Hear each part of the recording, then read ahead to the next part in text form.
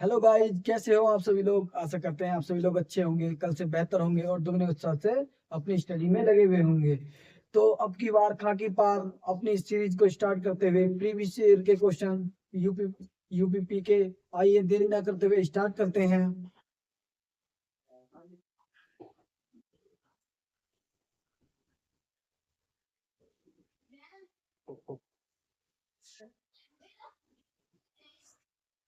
पहला क्वेश्चन है हमारा, an era of darkness the British empire in India पुस्तक किसके द्वारा लिखी गई है। और ये क्वेश्चन आपका यूपीपी 2024 24 अगस्त की जो शिफ्ट सेकंड है उसमें ये क्वेश्चन पूछा गया है। रामचंद्र गुहा, शशि थरूर या बी एस नायपॉल या खुशवंत सिंह। तो जो इसका राइट आंसर होने वाला है शशि थरूर, इसका राइट आंसर है। ये आपको ध्यान रखना है, शशि थरूर के बारे में ध्यान रखना है। सही, शशि थरूर के द्वारा और कौन सी पुस्तक लिखी गई है। तो the great Indian novel, the great Indian novel, Indian novel, why I am a Hindu और एन एरा ऑफ डार्कनेस, ये पुस्तक शशि थरूर के द्वारा लिखी गई है। दूसरा आपको याद रखना, खुशवंत सिंह के द्वारा ट्रेन टू पाकिस्तान लिखी गई है। ट्रेन टू पाकिस्तान खुशवंत सिंह के द्वारा पुस्तक लिखी गई है। दूसरा आपको याद रखना है B S Naipaul.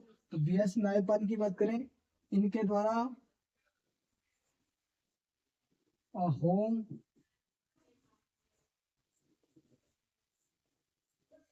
In the world, home in the world पुस्तक किसके द्वारा लिखी गई है। तो बी एस नायपॉल के द्वारा लिखी गई है। दूसरा आपको याद रखना है, ये बी एस नायपॉल अर्थशास्त्र का नोबेल पाने वाले पहले भारतीय कौन है। तो बी एस नायपॉल ही है।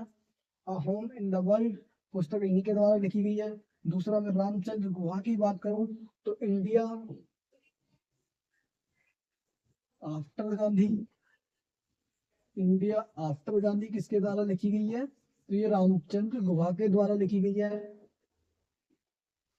इसी के साथ आपसे बात करें और कौन सी पुस्तक है जो यूपी के एग्जाम में पूछी गई है। The discovery of India, the discovery of India किसके द्वारा। तो जवाहरलाल नेहरू के द्वारा ये लिखी गई है। दूसरा आपको याद रखना है, my experiment with truth, experiment with truth, ये महात्मा गांधी के द्वारा लिखी गई है। महात्मा गांधी के द्वारा लिखी गई है। दूसरा आपको याद रखना, मिडनाइट चिल्ड्रन, मिडनाइट चिल्ड्रन किसके द्वारा लिखी गई है। मिडनाइट चिल्ड्रन पुस्तक सलमान रश्दी के द्वारा लिखी गई है।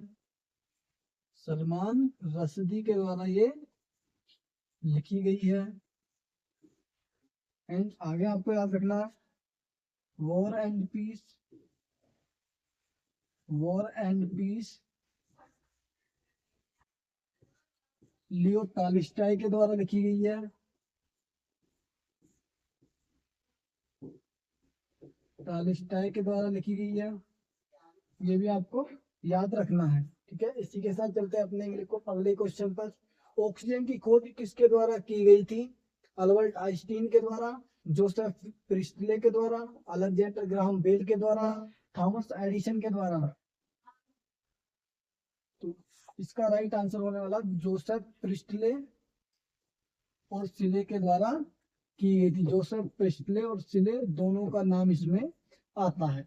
और ऑक्सीजन की बात की जाए, O2 होता है, इसका परमाणु क्रमांक 7 होता है और इसका इस्तेमाल किसमें किया जाता है। तो ऑक्सीजन का इस्तेमाल जो वेल्डिंग करते हैं ना हम, वेल्डिंग करने में oxygen plus acetylene gas, acetylene gas का वेल्डिंग किया जाता है। ये आपको याद रखना है। दूसरा मैं आपसे बात करूं, आइंस्टीन आइंस्टीन ने सापेक्षता का सिद्धांत दिया था।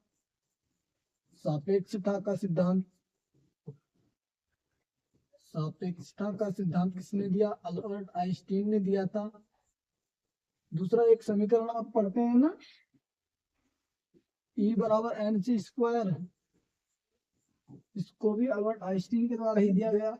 दूसरा ग्राहम बेल की बात करूं तो ग्राहम बेल ने टेलीफोन का आविष्कार किया था। टेलीफोन का आविष्कार ग्राहम बेल ने किया।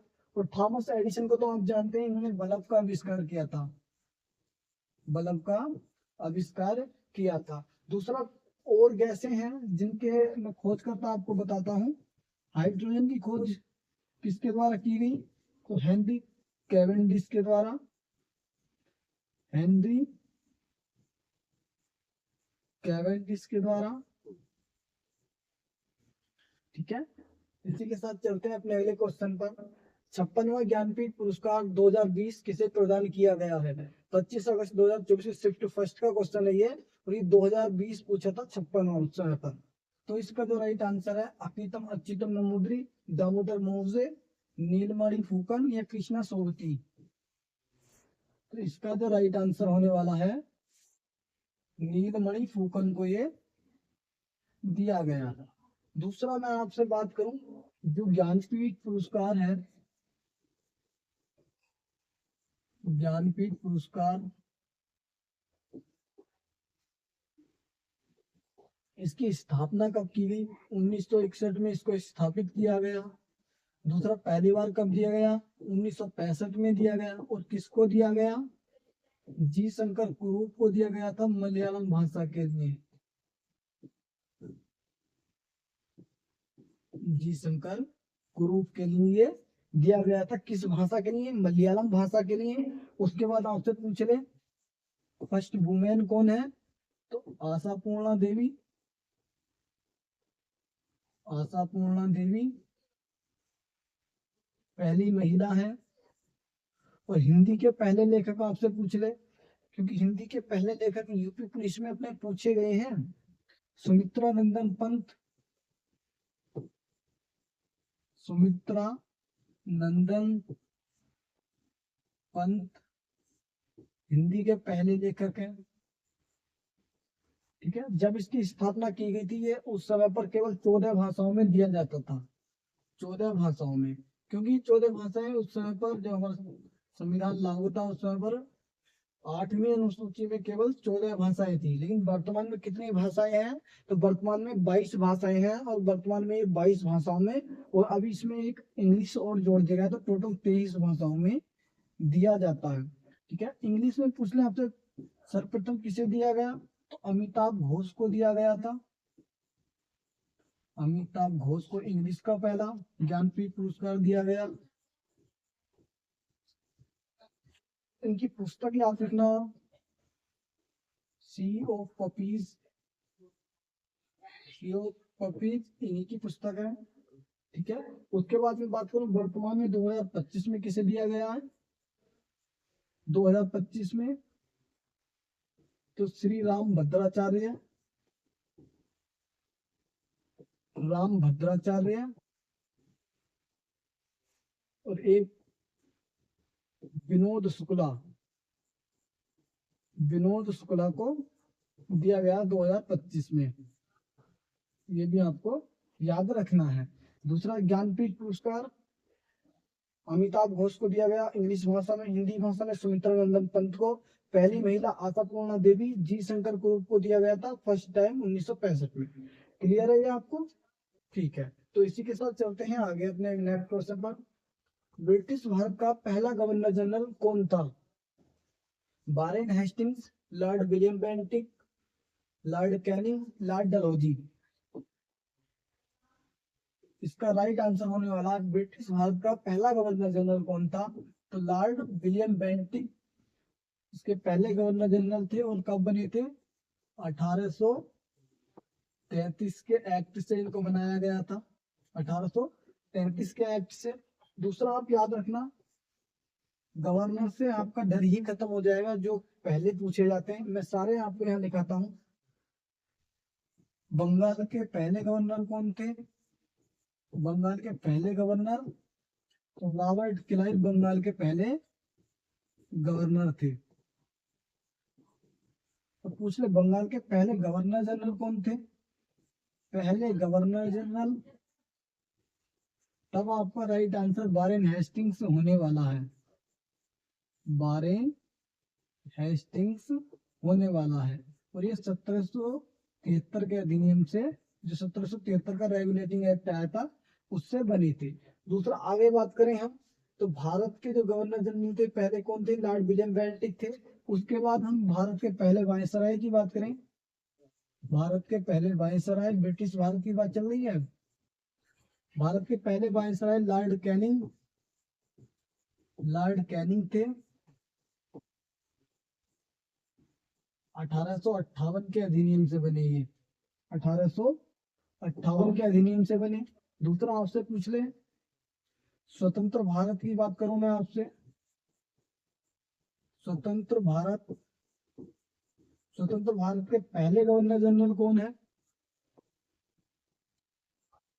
लॉर्ड माउंटबेटन स्वतंत्र भारत के पहले गवर्नर जनरल थे, लॉर्ड माउंटबेटन। और दूसरा आपसे पूछ ले, पहले इंडियन और लास्ट इंडियन, पहले इंडियन और लास्ट इंडियन कौन थे गवर्नर जनरल? तो सी राजगोपालाचारी ना राइट आंसर होने वाला है। सी राजगोपालाचारी, सी राजगोपालाचारी को 1954 में पहला भारत रत्न भी इनको मिला है।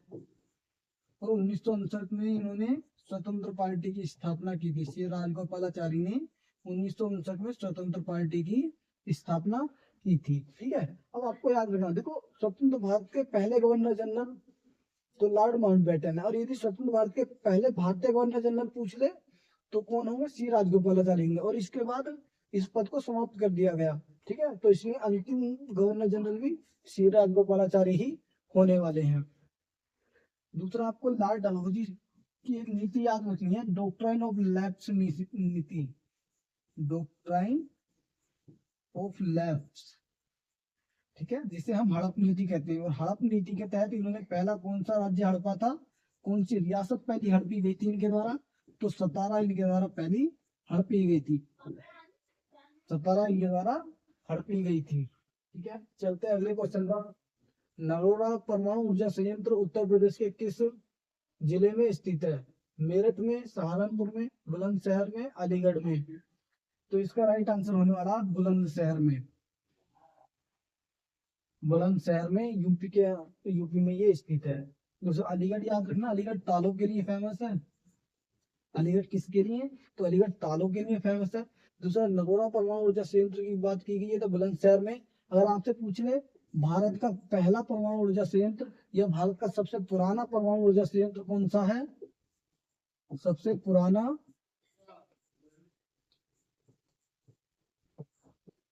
तारापुर परमाणु ऊर्जा संयंत्र, जो कि कहां पर है?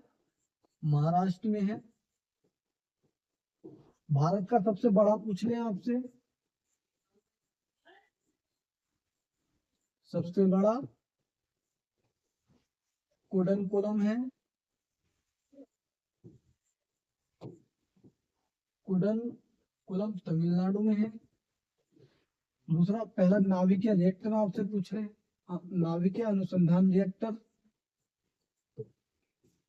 नाभिकीय रिएक्टर कौन सा पहला भारत का? उसका राइट आंसर होगा अप्सरा। अप्सरा भारत का पहला नाभिकीय परमाणु रिएक्टर है। ठीक है, क्लियर है आपको ये? इसी के साथ चलते हैं अपने अगले क्वेश्चन पर। कोशिका का ऊर्जा विलय पावर हाउस किसे कहा जाता है? केंद्रक को, माइटोकॉन्ड्रिया को, राइबोसोम या लाइसोसोम? इसका राइट आंसर होने वाला है माइटोकॉन्ड्रिया। ठीक, माइटोकॉन्ड्रिया की अगर मैं बात करूं, इसे कोशिका का पावर हाउस क्यों कहा जाता है? पहली बात तो हमारी एक, कोशिका का पावर हाउस क्यों कहा जाता है? क्योंकि जो हमें भोजन ग्रहण करते हैं हम ऊर्जा के लिए, ठीक है, भोजन से जो हमें ऊर्जा मिलती है, उसके बाद उस भोजन की ऊर्जा को माइटोकॉन्ड्रिया अपने पास संचित रखता है। किस रूप में? किस रूप में इसको बदलता है, तो एटीपी में इसको चेंज कर देता है। जो हमारे शरीर में भोजन संचित रहता है एटीपी के रूप में ही संचित रहता है। और ये काम करता कौन है, तो इस काम को माइटोकॉन्ड्रिया ही करता है, और इसीलिए माइटोकॉन्ड्रिया को कोशिका का पावर हाउस कहा जाता है। ठीक है, और एटीपी के रूप में रहती है। एटीपी की फुल फॉर्म आपसे पूछ ली जाती है, एडिनोसिन ट्राइफॉस्फेट। दूसरा आप याद रखना, माइटोकॉन्ड्रिया की खोज किसने की थी, कोलिकर के द्वारा माइटोकॉन्ड्रिया की खोज की गई।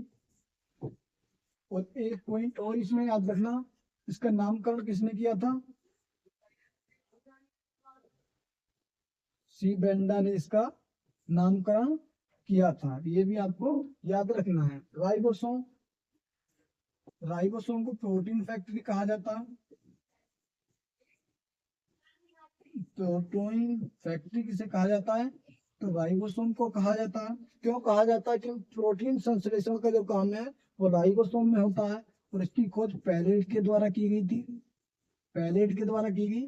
दूसरा, इसको पैलेट गन भी कहा जाता है, पैलेट पार्टिकल या पैलेट गन भी इसको कहा जाता है। उसके बाद मैं आपसे लाइसोसोम की बात करूं, तो लाइसोसोम को आत्मघाती थैली, कोशिका की आत्मघाती थैली भी लाइसोसोम को कहा जाता है। दूसरा आपसे पूछना, क्यों कहा जाता है, लाइसोसोम से एक एंजाइम निकलता है जो पाचन का काम करता है, और जो हमारी कोशिका के अंदर जो बेकार अंग हैं या अवशिष्ट अंग हैं उनको पचाने का काम करता है। ठीक है, और कभी कभी ऐसा होता है, अगर ये थैली से बाहर आ जाए तो कभी भी कोशिका को भी पचा देता है। ठीक है, तो इसीलिए इसे कोशिका की आत्मघाती थैली भी कहा जाता है। और डी डुवे इसके खोज करता है, ये भी आपको याद रखना है। ठीक है, चलते हैं अपने अगले क्वेश्चन पर। अफ्रीका महाद्वीप में कुल कितने देश मौजूद हैं, 48, 50, 54 या 56? तो इसका राइट आंसर होने वाला है 54 देश है।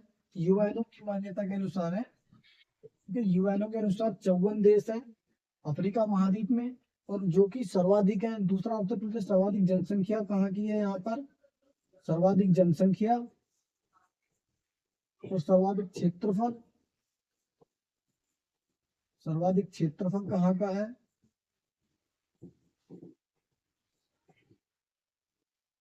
नाइजीरिया।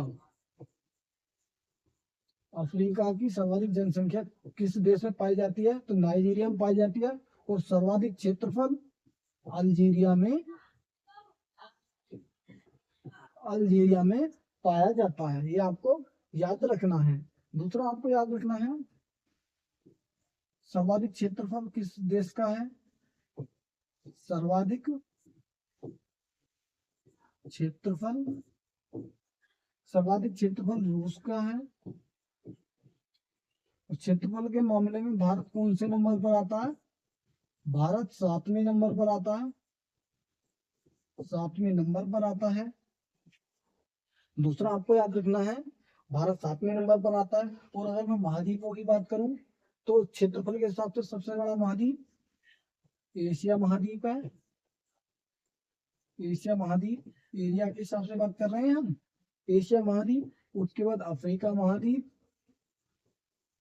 Asia Africa. अफ्रीका के बाद नॉर्थ अमेरिका, नॉर्थ अमेरिका के बाद साउथ अमेरिका, साउथ अमेरिका के बाद अंटार्कटिका,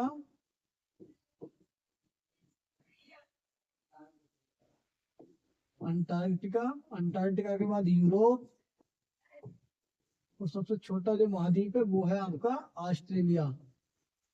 सबसे छोटा महाद्वीप ऑस्ट्रेलिया है। इस तरह से ये आपको याद रखना है। भारतीय संविधान में साइबर अपराध किस सूची के अंतर्गत आते हैं, संघ सूची, राज्य सूची, समवर्ती सूची, अवशिष्ट शक्तियां। ठीक है, साइबर अपराध पूछा हमसे, तो साइबर अपराध जो आते हैं वो राज्य सूची के अंतर्गत आते हैं। ठीक है, राज्य सूची के अंतर्गत। ठीक है, अगर आपसे पूछ ले तो साइबर अपराध पर जो कानून बनाना है तो तब अपशिष्ट विषय है ये। साइबर साइबर कानून बनाने का काम अपशिष्ट विषय है, जो कि आर्टिकल 248 में ये डिफाइन किया गया है कि जब कोई भी मतलब संघ सूची, राज्य सूची और समवर्ती सूची में जब कोई विषय ना दिया गया हो तो उस पर जो कानून है वो केंद्र सरकार बनाती है। केंद्र सरकार बनाती है,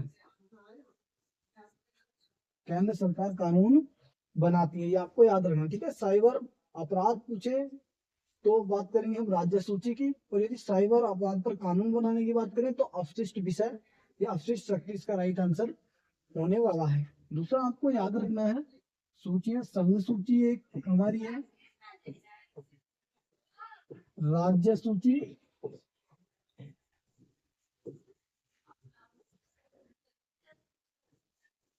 समवर्ती सूची, तीन सूची है हमारी, और जो हमारी सातवीं अनुसूची है, सातवीं अनुसूची में इनका प्रावधान किया गया है, ठीक है। सातवीं अनुसूची में संघ सूची, राज्य सूची, समवर्ती सूची का प्रावधान है। आपको याद रखना है, संघ और राज्य सूची हमने कनाडा के संविधान से ली है। दूसरा, समवर्ती सूची हमने ऑस्ट्रेलिया के संविधान से ग्रहण की है। उसके बाद अगर आपसे पूछे संघ सूची में टोटल कितने विषय हैं, तो संघ सूची में टोटल 100 विषय हैं। राज्य सूची में पहले 66 विषय थे, लेकिन 42वां संविधान संशोधन 1976 से 5 विषय यहाँ से निकालकर यहाँ 61 रह गए और समवर्ती सूची में जोड़ दिए गए। और समवर्ती सूची में कितने विषय हैं, टोटल 52 विषय हैं, 5 विषय ऐड करने के बाद, ठीक है। ये आपको याद रखना है। उसके साथ चलते हैं अपने अगले क्वेश्चन पर। ताजमहल के सफेद संगमरमर के पीले होने का मुख्य कारण क्या है? जल प्रदूषण, सल्फर डाइऑक्साइड और अम्लीय वर्षा, मिट्टी का कटाव या ग्लोबल वार्मिंग। ग्लोबल वार्मिंग जानते हो आप? जो पृथ्वी का जो तापमान बढ़ रहा है ना, पृथ्वी का जो तापमान बढ़ रहा है उसे ही ग्लोबल वार्मिंग कहा जाता है, ठीक है। क्लियर है? और जो इसका राइट आंसर की मैं आपसे बात करूं तो इसका राइट आंसर है सल्फर डाइऑक्साइड और अम्लीय वर्षा, ठीक है। सल्फर डाइऑक्साइड और अम्लीय वर्षा, अम्लीय वर्षा के कारण इसका रंग पीला पड़ रहा है। तो अम्लीय वर्षा की हम आपसे बात करें तो अम्लीय वर्षा का पीएच मान कितना होता है? पीएच मान 5.4 से कम होता है। दूसरा, अम्लीय वर्षा किसके कारण होती है? SO2 और NO2 की वजह से अम्लीय वर्षा होती है। तो दूसरा आपसे पूछ लिया है कृत्रिम वर्षा, कृत्रिम जो वर्षा होती है सिल्वर आयोडाइड की वजह से कृत्रिम वर्षा होती है, ये आपको याद रखना है। दूसरा, ताजमहल की हम बात करें, ताजमहल बेसिकली है कहाँ पर?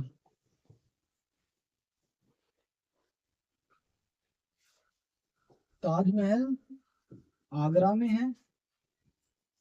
किसने बनवाया ताजमहल को? शाहजहां ने बनवाया था, शाहजहां ने बनवाया। दूसरा पूछ ले इसके वास्तुकार कौन थे? उस्ताद अहमद लाहौरी, उस्ताद अहमद लाहौरी, ठीक है, ये आपको याद रखना है। ताजमहल आगरा में है, शाहजहां ने बनवाया, उस्ताद अहमद लाहौरी इसके वास्तुकार थे। दूसरा, इनकी पत्नी मुमताज महल की याद में बनवाया था, मुमताज महल की याद में इसको बनवाया था, ठीक। उसके बाद दूसरा आपको याद रखना है, मुमताज महल की याद में बनवाया था। एक क्वेश्चन पूछा हुआ है कि ताजमहल में जो सफेद संगमरमर लगा हुआ है वो कहाँ से लाया गया था? तो मकरान राजस्थान से लाया गया था, ठीक है। सफेद संगमरमर मकरान राजस्थान से लाया गया था।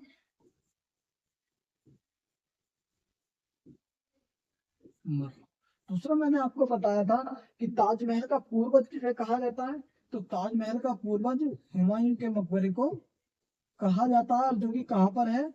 हुमायूं का जो मकबरा है ये आपका दिल्ली में स्थित है, ये भी आपको याद रखना है। श्रीलंका की मुद्रा क्या है? श्रीलंकाई डॉलर, श्रीलंकाई रुपया, टका किया। इसका राइट आंसर होने वाला श्रीलंकाई रुपया। आपको याद रखना श्रीलंकाई रुपया। दूसरा याद रखना है आपको, भारत की मुद्रा भी रुपया है, पाकिस्तान की मुद्रा भी रुपया है, एंड बात करूं नेपाल की मुद्रा भी रुपया है, और चौथा श्रीलंका की मुद्रा भी रुपया। इन 4 देशों की मुद्रा रुपया है। आगे बात करें टका, तो टका बांग्लादेश की मुद्रा है, बांग्लादेश की मुद्रा है। म्यांमार की मुद्रा क्यात है, म्यांमार की मुद्रा क्यात है। चीन की युआन या रेमनबी है, चीन की मुद्रा का क्या नाम है, युआन या रेमनबी। दूसरा आपको याद रखना है, थाईलैंड की मुद्रा कौन सी है, थाईलैंड की मुद्रा बात है। उसके बाद आपको याद रखना है,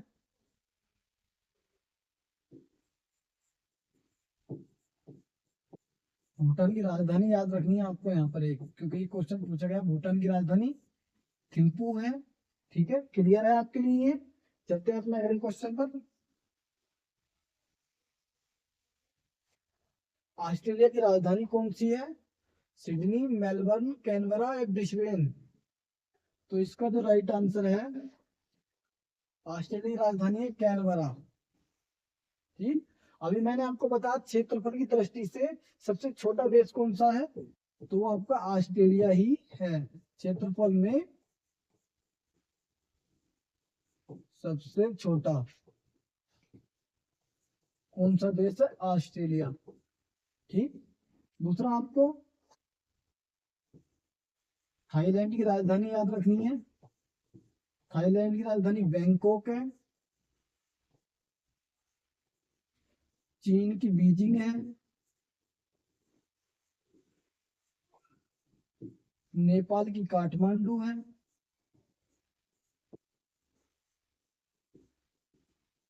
काठमांडू। अफगानिस्तान की काबुल है, अफगानिस्तान की काबुल।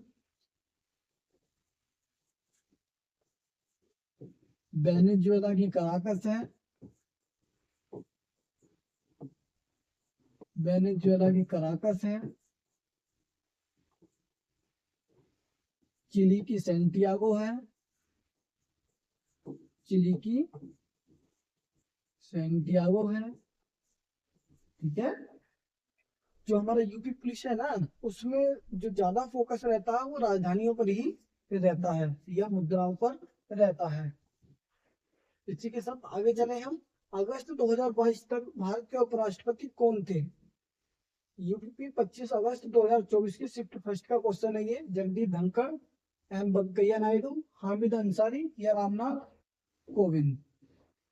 तो इसका राइट आंसर होने वाला जगदीप धनखड़, जगदीप धनखड़। आपसे मतलब पहले उपराष्ट्रपति कौन थे, पहले वाइस प्रेसिडेंट सर्वपल्ली राधाकृष्णन, सर्वपल्ली राधाकृष्णन। और इनसे आपको याद रखना है, इनका जन्म दिवस 5 सितंबर को नेशनल शिक्षक दिवस के रूप में मनाया जाता है, नेशनल शिक्षक दिवस के रूप में मनाया जाता है। दूसरा आपको याद रखना है, सर्वपल्ली राधाकृष्णन से जो पहला विश्वविद्यालय आयोग का गठन हुआ था, विश्वविद्यालय आयोग किसकी अध्यक्षता में गठन किया गया था, तो सर्वपल्ली राधाकृष्णन की अध्यक्षता में ही उसका गठन किया गया था। कब बना था ये, 1948 में बना, 1948 में बना था। दूसरा पूछ ले, बहुत ही इंपॉर्टेंट है ये, क्योंकि जो भारत के पहले राष्ट्रपति थे डॉक्टर राजेंद्र प्रसाद, कब बने थे वो, तो बने थे 1950 में। ज्यादातर बच्चों को कंफ्यूजन क्या है, डॉक्टर सर्वपल्ली राधाकृष्णन भी जो राष्ट्रपति बने होंगे वो 1950 में ही बने होंगे, जबकि ये गलत है, क्योंकि इसका जो राइट आंसर है 1952 में बने थे भारत के उपराष्ट्रपति। ठीक है, 1952 में भारत के उपराष्ट्रपति बने थे। ठीक, दूसरा अगर मैं उपराष्ट्रपति की बात करूं, वाइस प्रेसिडेंट का जो पद है आर्टिकल 63 में है। उसके बाद में आपसे बात करूं, आर्टिकल 64 की। तो जो वाइस प्रेसिडेंट है वो राज्यसभा का अधीन सभापति होता है, राज्यसभा का अधीन सभापति होता है, अधीन सभापति होता है। आगे बात करूं आर्टिकल 65, वाइस प्रेसिडेंट कार्यवाहक राष्ट्रपति के रूप में भी कार्य करते हैं, राष्ट्रपति की अनुपस्थिति में कार्यवाहक राष्ट्रपति के रूप में भी कार्य करते हैं। ये आपको याद रखना है। निम्नलिखित में से कौन सा कार्य भारतीय रिजर्व बैंक का नहीं है? नोट जारी करना, बैंकों का bank, lender of the last resort. ठीक है, इसका मतलब ये lender of the last resort भारतीय रिजर्व बैंक को ही कहा जाता है। मौद्रिक नीति का निर्धारण करना, शेयर बाजार का विनियमन और एनएसई बीएसई का संचालन। तो इसका राइट आंसर है ये। ठीक है, क्योंकि नोट जारी भी करता है, बैंकों का बैंक भी है, मौद्रिक नीति का निर्धारण भी करता है। एमपीसी कमेटी करती है जो कि ठीक। एमपीसी कमेटी का गठन 2016 में किया गया था। टोटल 6 मेंबर होते हैं। इसका अध्यक्ष आरबीआई का गवर्नर होता है, आरबीआई का गवर्नर एमपीसी का अध्यक्ष होता है। और काम क्या होता है? रेट जारी करना, जो रेपो रेट होती है ना, repo rate, reverse repo rate, CRR सब जारी करने का काम एमपीसी के द्वारा ही किया जाता है। दूसरा मैं आपसे बात करूं रिजर्व बैंक ऑफ इंडिया की, तो रिजर्व बैंक ऑफ इंडिया की स्थापना 1934 में की गई। 1934 के एक्ट से की गई थी। ठीक है, 1 अप्रैल 1935 को की गई, 1 अप्रैल 1935 को की गई। इसका मुख्यालय कहाँ पर है? मुंबई में इसका मुख्यालय है। दूसरा आपको याद रखना, इसके पहले अध्यक्ष कौन थे? Sir Osborne Smith, sir Osborne Smith इसके पहले अध्यक्ष थे। दूसरा आपको याद रखना है, पहला जो विमुद्रीकरण है, पहली नोटबंदी जिसे हम डीमोनेटाइजेशन बोलते हैं, पहली नोटबंदी कब हुई थी? 1946 में हुई। उस समय गवर्नर कौन थे? सीडी देशमुख थे, सीडी देशमुख। और ये पहले भारतीय गवर्नर भी हैं। आरबीआई के फर्स्ट इंडियन गवर्नर भी कौन है? सीडी देशमुख ही हैं। दूसरा आपको याद रखना है, आरबीआई का राष्ट्रीयकरण कब हुआ? 1 जनवरी 1949 को हुआ था, 1948 के अधिनियम से।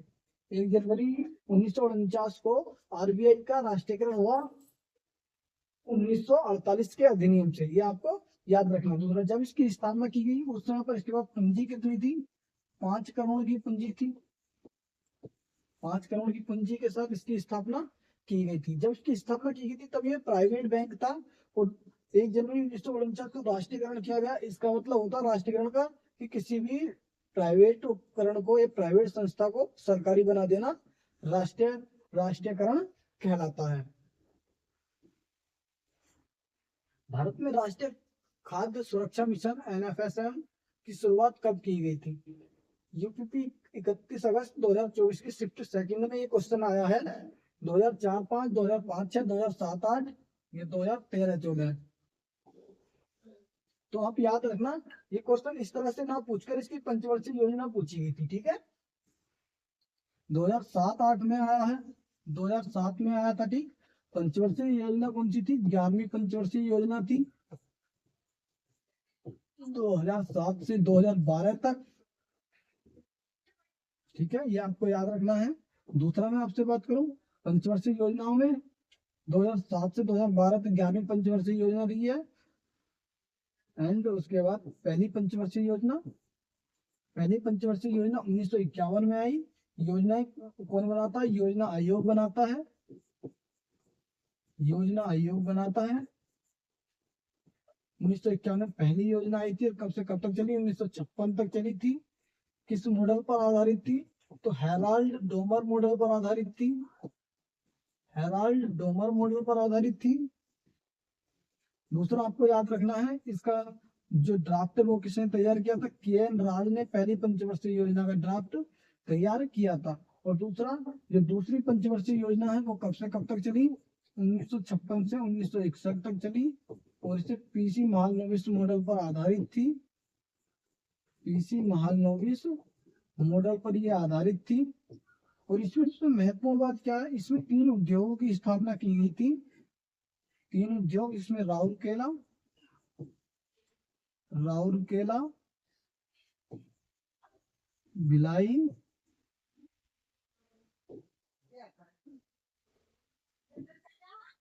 भिलाई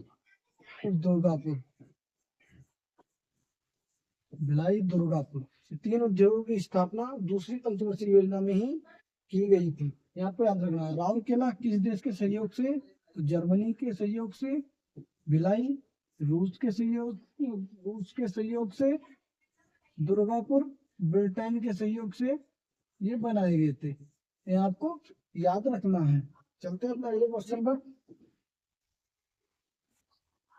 राष्ट्रीय समुद्री दिवस 2024 की थीम क्या थी? सतत शिपिंग, चुनौतियां और अवसर, भविष्य की दिशा तय करना, सुरक्षा सर्वप्रथम, नीली अर्थव्यवस्था और हरित विकास, शिपिंग में अमृतकाल। तो इसका जो राइट आंसर है, navigation the future, safety first, इसका राइट आंसर है। उसके बाद अगर मैं आपसे समुद्र के बारे में बात करूं, तो राष्ट्रीय समुद्र दिवस कब मनाया जाता है? राष्ट्रीय समुद्री दिवस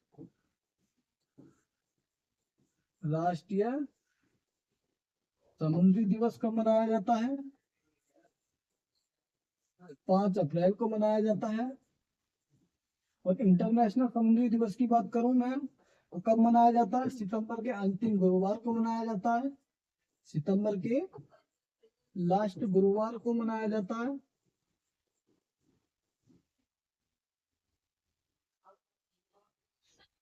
वर्ष 2023 का रैमन मैग्सेसे अवार्ड किस भारतीय को प्रदान किया गया? Ravish Kumar, doctor Ravi Kannan, Sonam Wangchuk, doctor MS Swaminathan.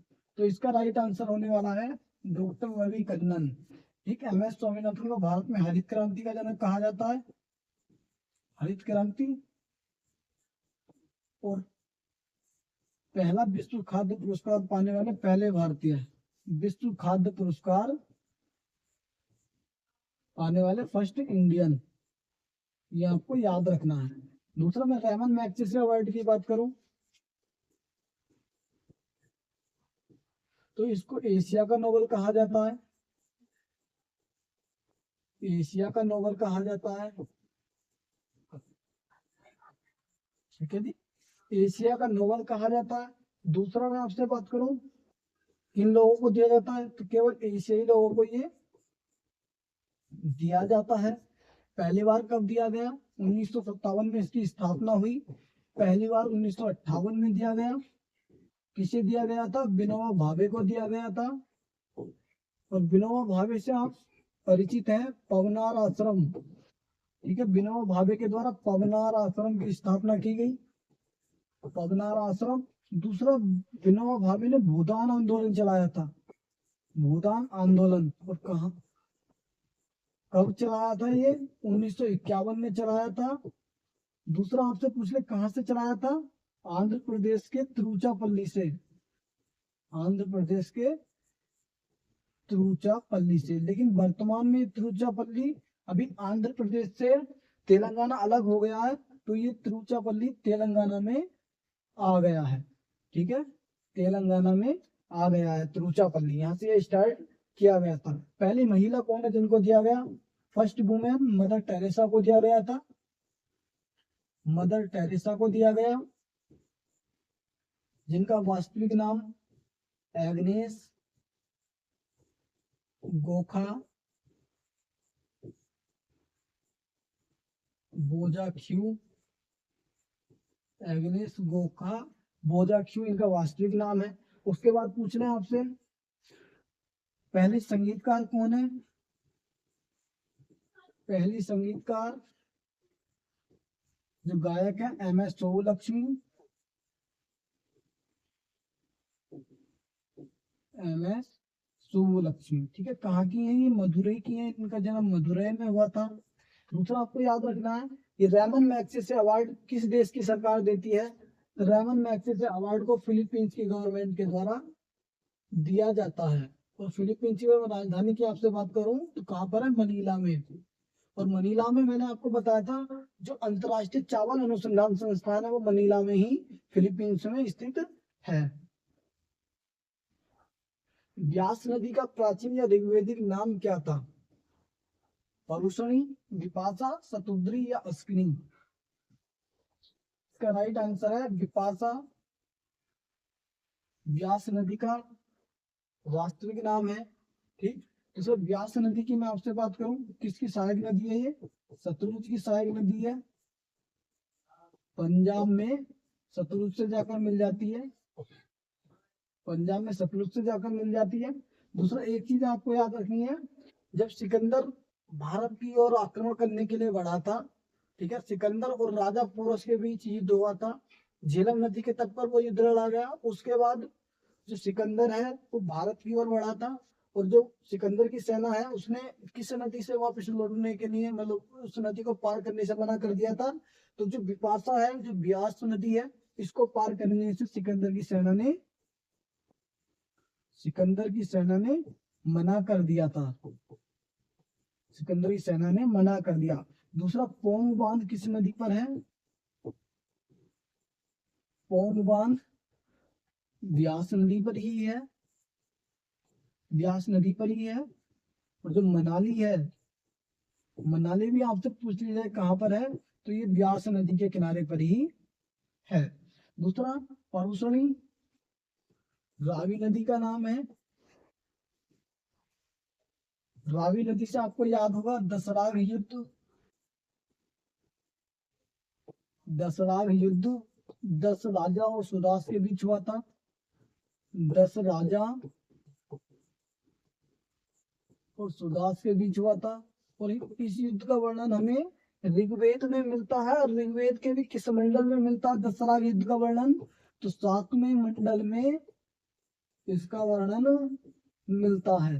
ठीक है, परुषणी नदी इसे रावी भी कहा जाता है। शतुद्री सतलज को कहा जाता है।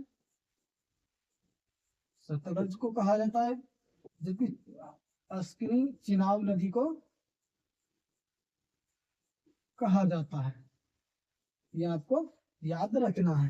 ठीक है, इसी के साथ चलते हैं अपने अगले क्वेश्चन पर। किस खनिज को बोरिड सनशाइन या दफन की हुई धूप कहा जाता है? लोहा, सोना, कोयला या अब्रक? तो इसका जो राइट आंसर है, कोयले को बोरिड सनशाइन कहा जाता है। ठीक, दूसरा आपसे पूछ ले, कोयले के कितने प्रकार होते हैं? कोयले के टोटल 4 प्रकार हैं। 4 प्रकार में जो सबसे बढ़िया कोयला होता है, बेस्ट क्वालिटी कोयला एंथ्रासाइट होता है।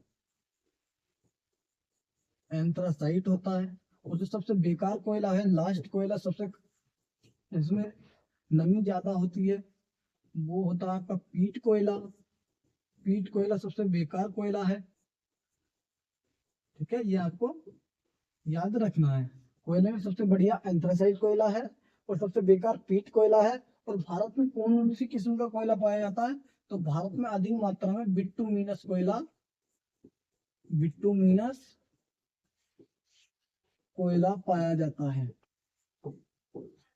ये आपको याद रखना है। दूसरा, मैं लोहा से बात करूं आपको, झूठा सोना किसे कहा जाता है?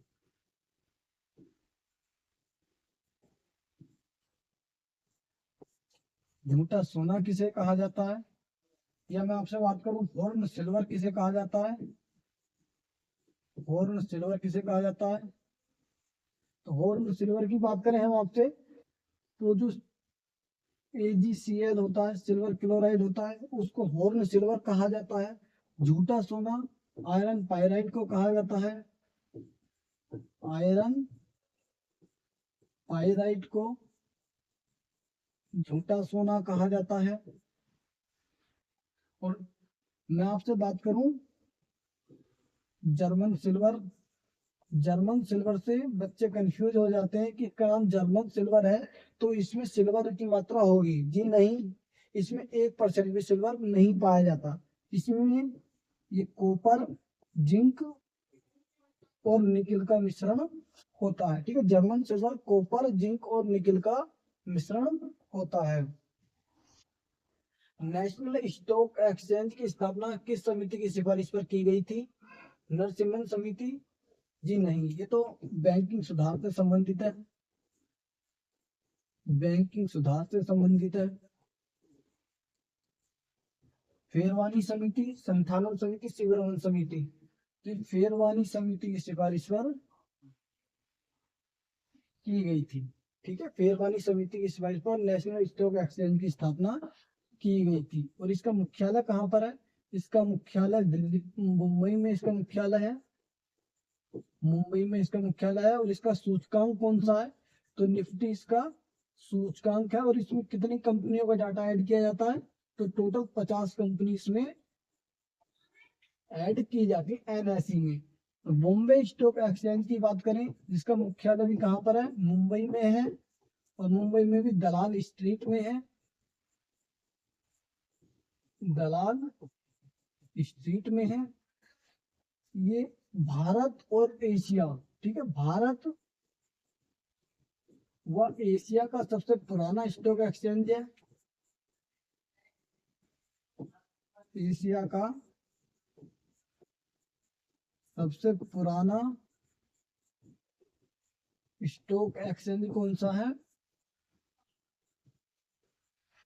तो ये आपका बॉम्बे स्टॉक एक्सचेंज ही है। और इसमें कितनी कंपनियों का डाटा लिया जाता है? तो इसमें टोटल 30 कंपनियों का डाटा, 30 कंपनियों का डाटा इसमें लिया जाता है। और इन सभी जो स्टॉक एक्सचेंज का ये काम कर रहे हैं, ये जो सारे स्टॉक एक्सचेंज है, इनको कंट्रोल कौन करता है? तो इनको सेबी कंट्रोल करती है। Security exchange board of India इनको कंट्रोल करता है। सेबी की स्थापना कब की गई? 1988 में सेबी की स्थापना की गई। इसका अधिनियम कब आया था? सेबी का अधिनियम आया था कब? 1992 में सेबी का अधिनियम आया। सेबी की पहली महिला अध्यक्ष अगर आपसे पूछ ले, माधवीपुरी बुच, माधवीपुरी बुच सेबी की पहली महिला अध्यक्ष। और वर्तमान में कौन है? तो वर्तमान में तुहिन कांता पांडे, तुहिन कांता पांडे। शिवरमन समिति की बात करूं तो नाबार्ड की स्थापना की गई थी। नाबार्ड की स्थापना शिवरमन कमेटी की सिफारिश पर की गई, 12 जुलाई 1982 को की गई। और इसका मुख्यालय कहाँ पर है? तो इसका भी मुख्यालय मुंबई में ही नाबार्ड का मुख्यालय है। इसी के साथ चलते हैं आज की अपनी क्लास के अंतिम प्रश्न की ओर। प्रसिद्ध नाटक अंधेर नगरी चौपट राजा किसके द्वारा लिखा गया? जयशंकर प्रसाद, भारतेंदु हरिश्चंद्र, मुंशी प्रेमचंद, सूर्यकांत त्रिपाठी निराला? ठीक, तो इसका राइट आंसर है भारतेंदु हरिश्चंद्र। ठीक है, जयशंकर प्रसाद की कृति आपको याद रखनी, कामायनी, कामायनी जयशंकर प्रसाद। और प्रेमचंद का अभी जो हमने प्रीवियस ईयर के क्वेश्चन कराए उसी में आया था, सदगति, सदगति, सदगति जो कहानी है, एक लघु कहानी, किसके द्वारा लिखी गई है? मुंशी प्रेमचंद के द्वारा लिखी गई है। और दूसरा गोदान और गबन इनके बहुत ही फेमस, गोदान और गबन इनके बहुत ही फेमस उपन्यास हैं। ठीक है, that is clear. Thank you. इसी के साथ आज की अपनी इस क्लास में हम विदा चाहते हैं। मिलेंगे आपसे अपनी अगली क्लास में। Thank you.